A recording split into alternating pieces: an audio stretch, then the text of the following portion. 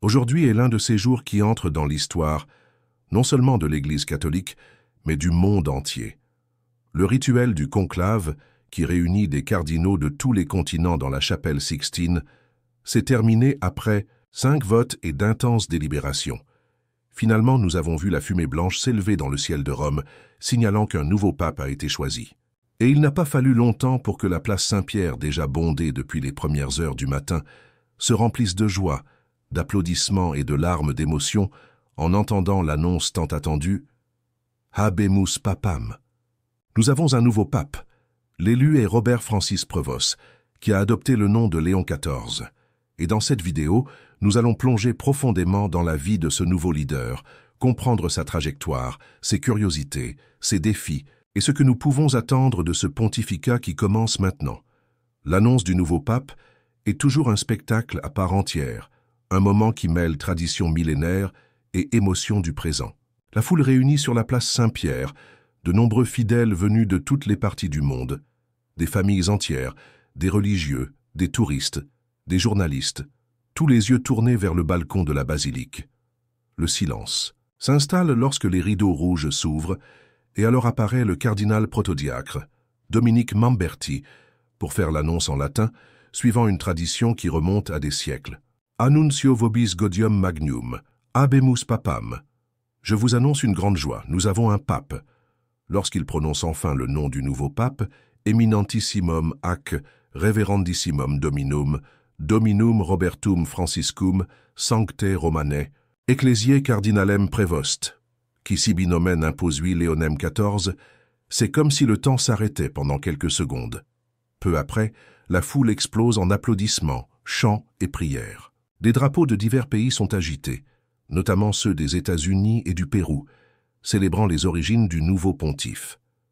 Le nouveau pape apparaît, vêtu de blanc, avec la calotte et l'étole papale, et fait sa première salutation, et bénédiction urbi et orbi, à la ville de Rome et au monde entier.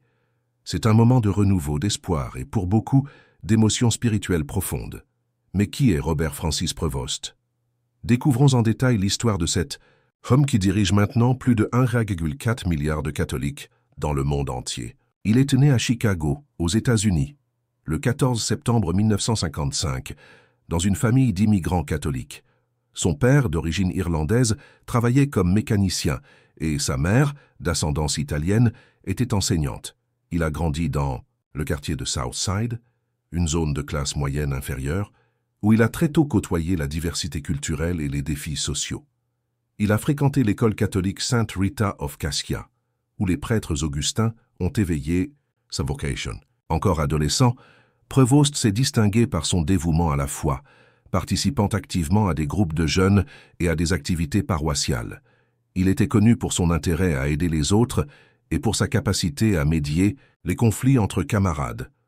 Après avoir terminé ses études secondaires avec d'excellentes notes, Prevost est entré à l'université Villanova, en Pennsylvanie, administrée par les Augustins, où il a obtenu un diplôme en mathématiques et philosophie. C'est durant ces années universitaires que sa vocation religieuse s'est renforcée.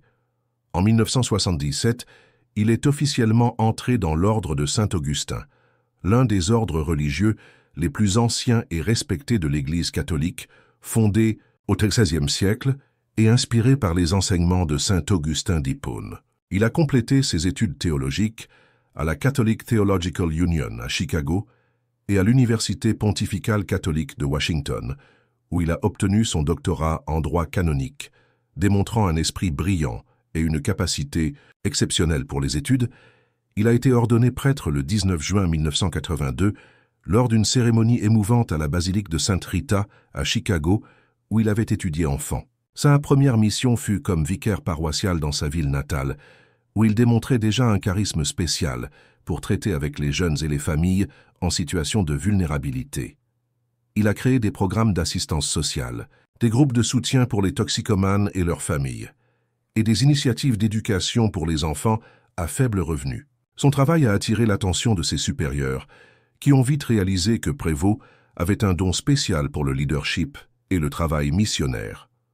En 1985 est venue l'invitation qui changerait sa vie, aller au Pérou comme missionnaire. Sans hésiter, Prevost a accepté le défi et est parti pour le pays sud-américain, où il resterait plus de 15 ans. Au Pérou, il ne s'est pas limité aux grandes villes comme Lima. Il est allé à l'intérieur des terres, dans des régions éloignées comme Chulucanas, Trujillo et Iquitos, en Amazonie péruvienne, vivant avec des communautés indigènes et des populations vulnérables. Il a appris rapidement l'espagnol et s'est également familiarisé avec les dialectes locaux, comme le quechua, pour mieux communiquer avec les communautés natives. Il s'est adapté à la culture locale, mangeant les aliments typiques, participant aux fêtes traditionnelles et respectant les coutumes ancestrales, ce qui a fait de lui une figure très appréciée parmi les Péruviens. Son travail au Pérou était multifacette. Outre les activités religieuses, comme les célébrations, la catéchèse et la formation de leaders communautaires, Prevost s'est profondément impliqué dans des projets sociaux. Il a aidé à construire des écoles dans des régions reculées où les enfants devaient marcher des heures pour étudier. Il a établi des centres de santé de base dans des communautés sans accès aux médecins. Il a créé des coopératives agricoles pour que les petits producteurs puissent commercialiser leurs produits à des prix équitables. Il a également été un défenseur infatigable des droits des peuples indigènes, en particulier en Amazonie, où il a affronté des exploitants forestiers illégaux et des entreprises qui tentaient d'exploiter des terres ancestrales. Durant cette période, Prevost a vécu des moments difficiles au Pérou, comme la violence du groupe terroriste Sentier Lumineux, l'hyperinflation économique et des catastrophes naturelles, comme El Niño. Dans toutes ces situations, il est resté aux côtés du peuple, offrant non seulement un réconfort spirituel, mais aussi une aide pratique. Il existe des récits de comment, pendant les inondations de 1997, il a organisé des équipes de secours, transformé des églises en abris et personnellement navigué dans de petits bateaux pour secourir des familles isolées. Son courage et son dévouement dans ces situations extrêmes ont créé un lien profond avec le peuple péruvien. Son action au Pérou a été si marquante qu'il a fini par se naturaliser péruvien en 1993, un geste qui démontrait son amour et son engagement envers le pays qui l'avait accueilli. En 2014, il a été nommé évêque de Chiclayo, un important diocèse dans le nord du pays avec plus de 1,2 million de catholiques. En tant qu'évêque, il a poursuivi son travail proche des communautés, affrontant des défis comme l'extrême pauvreté, la violence, le trafic de drogue et le manque d'infrastructures. Prevost était connu pour sa capacité de dialogue, pour écouter les gens et chercher des solutions conjointes aux problèmes locaux. Il organisait des rencontres ouvertes, appelées Conversando con el Obispo, conversation avec l'évêque, où n'importe quel fidèle pouvait lui parler directement, et il tenait à visiter personnellement les paroisses les plus éloignées, voyageant souvent sur des routes précaires ou en bateau pour atteindre des communautés isolées. Outre son action missionnaire, Prevost a également eu une carrière internationale au sein même de l'ordre de Saint-Augustin. En 2001, il a été élu prieur général, devenant le leader mondial de l'ordre basé à Rome. Il a été le premier Américain à occuper ce poste en plus de 700 ans d'histoire de la congrégation. Durant son mandat de 6 ans, il a visité des communautés augustiniennes dans plus de 50 pays, des écoles dans les bidonvilles en Inde, aux universités en Europe, des paroisses rurales en Afrique, au centre de recherche en Asie. Cela lui a donné une vision globale de l'Église et de la diversité des réalités dans lesquelles elle opère. Il a promu des réformes dans la formation des nouveaux Augustins, encourageant une spiritualité plus socialement engagée et un dialogue plus ouvert avec d'autres religions et avec la science. Cette expérience internationale et sa capacité administrative ont été fondamentales pour qu'en 2023 il soit appelé par le pape François pour prendre en charge le dicastère pour les évêques, l'un des postes les plus stratégiques du Vatican.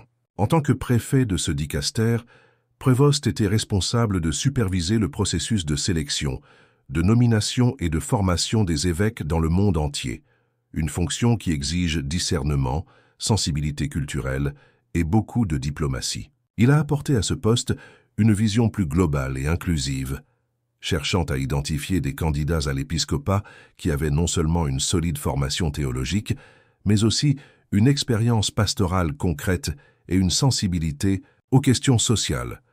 Quand on parle du choix du nom papal, il y a toujours beaucoup d'attentes et de symbolisme.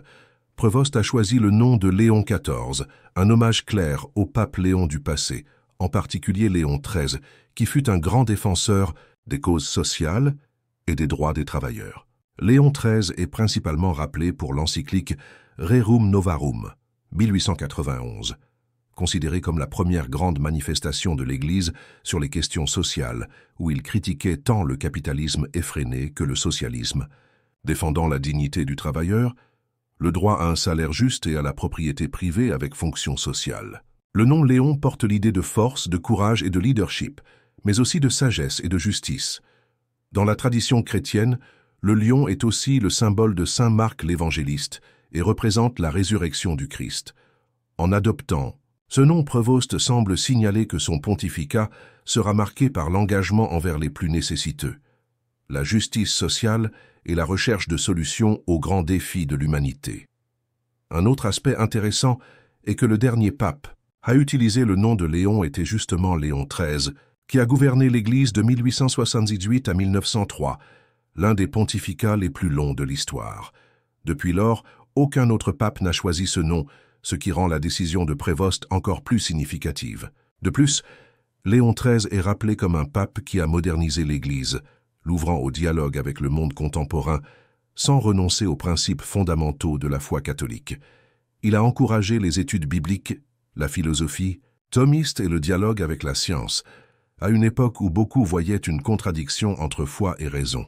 Cette combinaison d'engagement social et d'ouverture intellectuelle semble être exactement ce que Prévost valorise dans sa propre trajectoire.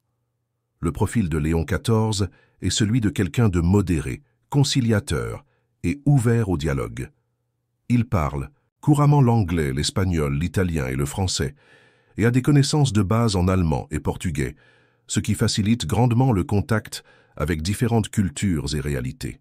Il est connu pour sa simplicité, son accessibilité et sa capacité à écouter avant de prendre des décisions. Beaucoup le décrivent comme un leader qui préfère construire des ponts plutôt que des murs, quelqu'un disposé à dialoguer avec tous, y compris ceux qui pensent différemment. Cela est particulièrement important à un moment où l'Église catholique fait face à des divisions internes et doit se renouveler pour dialoguer avec le monde moderne. Ceux qui ont travaillé avec Prévost soulignent sa capacité de travail, sa mémoire prodigieuse. Il se souvient habituellement des noms et détails de personnes qu'il a connues il y a des années, et son habileté à résoudre les conflits. Un de ses anciens collaborateurs au Pérou raconte que, durant un conflit acharné entre deux communautés pour des ressources hydriques, Prévost a réussi à médier un accord qui n'a pas seulement résolu le conflit immédiat, mais a établi un système de gestion partagée qui fonctionne encore aujourd'hui. Un autre aspect fréquemment mentionné est sa spiritualité profonde, mais sans ostentation. Il maintient une routine rigoureuse de prière personnelle, commençant la journée très tôt avec méditation et lecture de la Bible, mais valorise aussi la prière communautaire et la liturgie bien célébrée, sans excès ni formalismes inutiles. Les défis qui attendent le nouveau pape sont énormes et complexes. L'Église vit une crise des vocations, avec de moins en moins de jeunes optant pour la vie religieuse, en particulier en Europe et en Amérique du Nord. De nombreux séminaires et couvents ferment par manque de candidats, tandis que l'âge moyen des prêtres et religieux augmente constamment. Il y a aussi la question du rôle des femmes dans l'Église, un thème qui gagne de plus en plus de pertinence. Bien que le pape François ait élargi la participation féminine à des postes de leadership au Vatican, de nombreuses voix demandent des changements plus profonds, comme l'accès des femmes au diaconat permanent. Un autre défi crucial est la lutte contre les abus sexuels et de pouvoir au sein de l'Église. Au cours des dernières décennies, des scandales impliquant des membres du clergé ont profondément ébranlé la crédibilité de l'institution.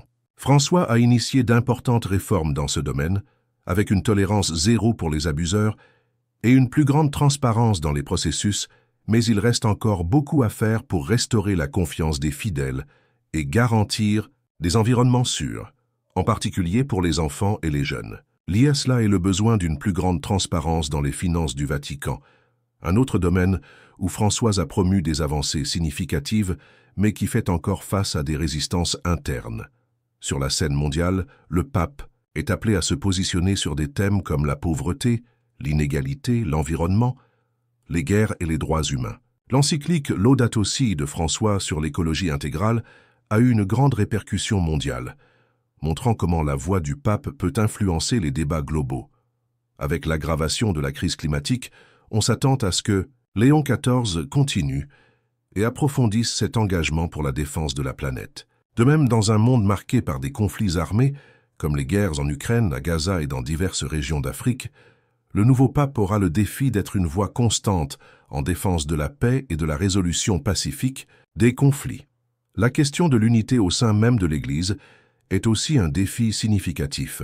Ces dernières années, les tensions entre secteurs plus conservateurs et progressistes se sont intensifiées, avec des critiques ouvertes aux réformes promues par François. Léon XIV devra naviguer dans ces eaux turbulentes, cherchant à maintenir la communion ecclésiale sans renoncer aux changements nécessaires.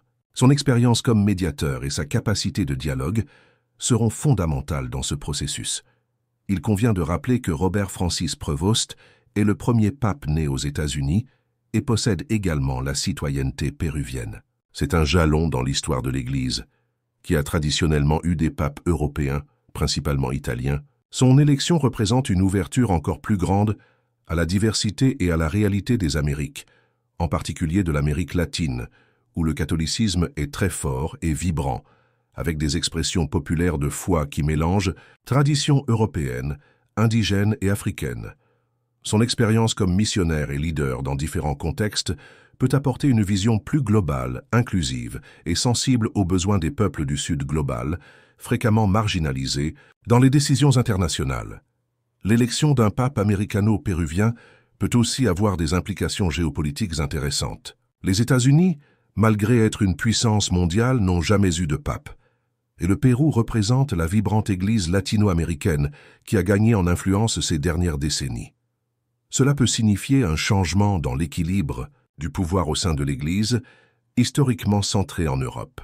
De plus, le fait que Prévost ait de l'expérience tant dans le monde développé que dans les pays en développement peut l'aider à construire des ponts entre des réalités très différentes et à promouvoir une Église véritablement universelle.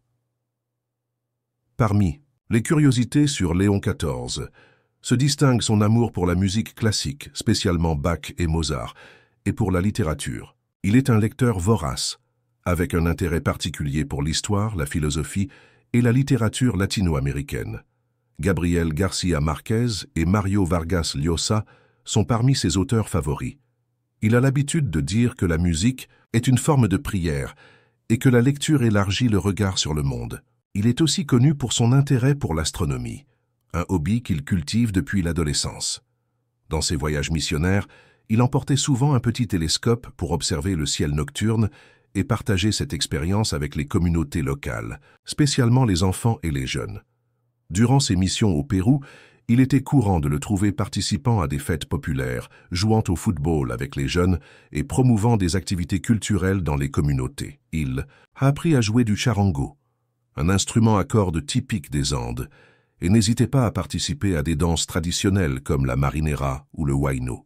Ce côté humain proche des gens est quelque chose qui marque profondément le pontificat d'un pape.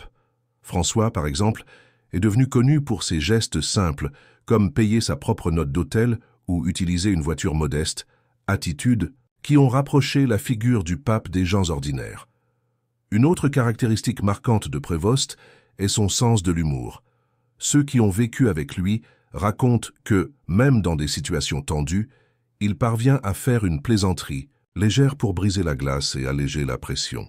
Ce don pour l'humour, allié à sa capacité d'écouter et de se mettre à la place de l'autre, fait de lui quelqu'un naturellement charismatique, capable d'établir des connexions authentiques avec des personnes d'origine et de formation différentes.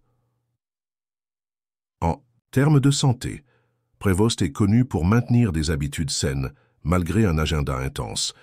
Il pratique des marches quotidiennes, maintient une alimentation équilibrée et fait des check-ups réguliers. En 2010, il a fait face à un problème cardiaque qui a nécessité une petite intervention, mais depuis lors n'a pas eu de complications significatives. Ce soin de la santé est important, considérant la charge de travail et la pression qu'implique le poste de pape. François, par exemple, a affronté plusieurs problèmes de santé durant son pontificat, incluant une chirurgie intestinale et des limitations de mobilité qui l'ont obligé à utiliser un fauteuil roulant en certaines occasions. Dans les coulisses du Vatican, Prévost est vu comme quelqu'un qui sait écouter, réfléchir et chercher le consensus. Il n'est pas du genre à imposer des décisions de haut en bas, mais préfère construire des solutions ensemble, impliquant différentes perspectives. Cela peut être fondamental pour affronter les défis internes de l'Église, comme les tensions entre secteurs plus conservateurs et progressistes. Beaucoup espèrent que Léon XIV donnera continuité au travail de François, spécialement en ce qui concerne le dialogue interreligieux, la défense des pauvres et la recherche d'une Église plus ouverte et accueillante. En termes théologiques, Prévost est considéré comme modéré, avec un fort accent sur la doctrine sociale de l'Église. Il valorise la tradition, mais n'a pas peur de l'adapter aux nouveaux temps et contextes. Ses écrits et homélies abordent fréquemment des thèmes comme la dignité humaine, l'option préférentielle pour les pauvres, l'écologie intégrale et le dialogue avec d'autres religions et avec la culture contemporaine. Il a un intérêt spécial pour la théologie de saint Augustin, son patron religieux, spécialement les concepts de cité de Dieu et cité des hommes, qu'il appliquait dans ses réflexions sur le rôle de l'Église dans la société actuelle. Une autre curiosité intéressante est que Prévost a toujours valorisé la formation des jeunes. Il a investi dans des écoles, des séminaires et des projets sociaux orientés vers la jeunesse. Au Pérou, il a créé des programmes de bourses d'études pour des jeunes de communautés pauvres, dont beaucoup sont devenus les premiers de leur famille à fréquenter l'université. Il croit que l'avenir de l'Église dépend de la capacité à dialoguer avec les nouvelles générations, de comprendre leurs aspirations et de proposer une foi vivante, actuelle et engagée dans la transformation du monde. Dans ses homélies, il utilise habituellement un langage simple, direct, plein d'exemples du quotidien, ce qui facilite la compréhension et rapproche encore plus les fidèles. Sa relation avec la technologie est également intéressante.